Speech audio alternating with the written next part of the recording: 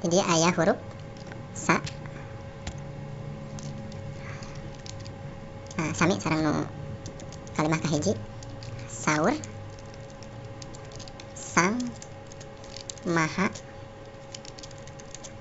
pa na ditambihan ku huruf da di handapna janten ngahasilkeun transliterasi enda sapertos kitu. Tah, ieu huruf enda teh dirarangkenan ku pangkulu i janten di nya, janten bunyinya maha pandi diakhiran ku huruf a sapertos kitu nya. Saur sang maha pandita kata seorang bijak. Assalamualaikum warahmatullahi wabarakatuh. Awig namastu. Mugia sapara kanca aya dina kasehatan oge kasalamatan. Tepang di sareng sim kuring dina pengajian naskah Sunda. Masih sareng naskah Bujangga Manik lempir kahiji. Dina pengajian naskah Sunda Bujangga Manik nu bagian kadua ieu sim kuring bade ngahaturkeun metode nu langkung efektif sareng efisien, di mana sapara kanca sadayana kantun ningal sareng ngadangukeun backsound nu tos disayogikeun. Sanaos tetep bakal aya analisis ti sim kuring perkawis ieu pangaosan nu makin ka dieu makin matak jangar kana urat sirah. Utamina perkawis aksara nu upami dibandingkeun antara naskah asli sareng rujukan justru nemrakeun katesinkronan. Nah tiasa kitu. Tah di dieu matakna kedah aya pengajian naskah Sunda teh. Teu kirang-kirang sim kuring ngajak ka saha wae nu resep kana budaya Sunda, khususna kana basa sareng aksara Sunda. Mugia tiasa urun rembuk dina ieu pangaosan boh ku cara ngajengkeun sarana, kritik nu ngabangun, komentar atanapi ngasubscribe ieu channel. Tong dilamikeun deui, hayu urang ngawitan pengajian naskah Sunda ieu. Naskah Bujangga Manik lempir kahiji bagian 2. Prung ah.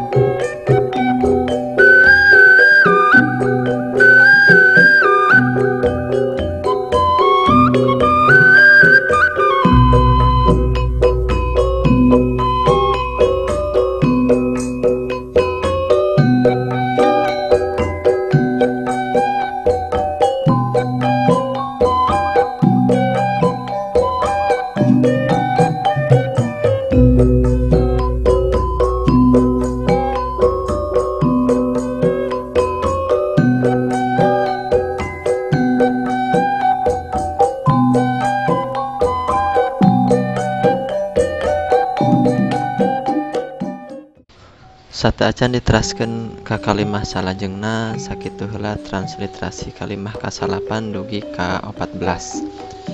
Ayeuna urang ngawitan deui transliterasi sareng tarjamahan pangaosan naskah Bujangga Manik ieu ti mimiti kalimah kahiji dugi ka 14. Saur sang maha pandita kumaha girita ini mana sinarieun teuing teka cedem cekrem teuing mohan teu nu kabengkengan. Saur sang maha pandita di mana eta geusana bender nu ceurik sadalem seok nu ceurik sajero midang dam sakadatuan. Molain dipakancilan tohaan eukeur nu mangkat Prabu Jaya Pakuan saurna karah sakini. Dugi ka dieu heula kumargi aya sababaraha nu baris didugikeun perkawis transliterasi. Nu kahiji, kalimah kahiji di mana kecap pandita teu ningalikeun aya penulisan aksara N Sanos kitu ku Nurduin sareng Ateu ngahaja dilereskeun ku cara nambihan aksara N dina transliterasi.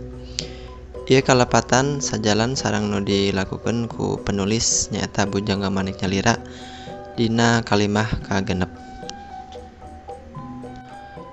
Kadua, Nurduin sareng Ateu oge masihan koreksi nambihan huruf N dina kecap hanteu sareng huruf eng dina kecap kabengkengan. Anu katilu, masalah krusial nu janten pikiraneun masih dimimitian ku kalimah-kalima nyaita rarangken nu ku Nurduin sareng Ateu ditranslasikeun ka huruf O sapertos dina kecap mo dina kalimah-kalima sareng ka 11 sareng kecap tohaan dina kalimah 12. Nu janten aheng sareng ngajangarkeun nyaeta naha ieu rarangken teu diserat O dina kecap sakadatuan kalimah ka-10 oge kecap pakuan dina kalimah ka-13 naha teu sakadaton naha teu Prabu Jayapakon. Alih-alih ditarjamahkeun ku O ieu rarangken sorana malah janten ua. Kanggo perbandingan, cobi tinggal kalimah ka-8 di mana rarangken nu dianggo dina kecap sajero justru rarangken anu sanes nu nuju dipermasalahkeun. Hartosna rarangken dina kecap-kecap nu nuju dipermasalahkeun ieu tangtosna teu tiasa diterjemahkeun O ansih. Katerangan ieu jantre ditingalikeun ku kalimah nu teu tebih dina baris nu nuju dipadungdengkeun nyaeta kalimah ka-11 di mana kecap awal mo teu saukur nganggo rarangken sebat we wa tapi oge ngangge rarangken O. Jadi asa moal mungkin upami eta kecap diterjemahkeun ku kecap mo O dina kalimah mo lain di pakancilan. Sakinteuna urang ngarujuk ka naskah carita parahyangan atanapi carita Ratu Pakuan atanapi Amanat Galunggung, rarangken ieu diterjemahkeun ku wa. Ku kituna kalimah-kalimah bermasalah dina lempir hiji nu anggo rarangken ieu bakal sapertos kieu. Kalimah 5 moal hanteu nu kabengkengan. Kalimah ka-11 moal lain di pakancilan. Kalimah 12 tuahaan eukeur nu mangkat. Kalimah 10 midangdam sakadatuan. Kalimah 13 Prabu Jayapakwan. Ku syarat yen rarangken O dina kecap sajero bakal tetep O jeung teu tiasa diganggu gugat deui. Mung hapunten anu kasuhun hampura anu diteda. Ieu masalah teu acan tiasa rengse margi dina kalimah ka-18 bade kumaha carana oge tangtosna moal tiasa kecap sapwe digentos janten sapwae. Tah ieu masalah teh wayahna urang cekapkeun heula dugi ka dieu. Insyaallah urang guar deui ieu masalah dina pangajian naskah Sunda di bagian katilu. Hapunten anu kasuhun hampura anu diteda. Hatur nuhun kanggo perhatosanana. Wassalamualaikum warahmatullahi wabarakatuh. Awig namastu.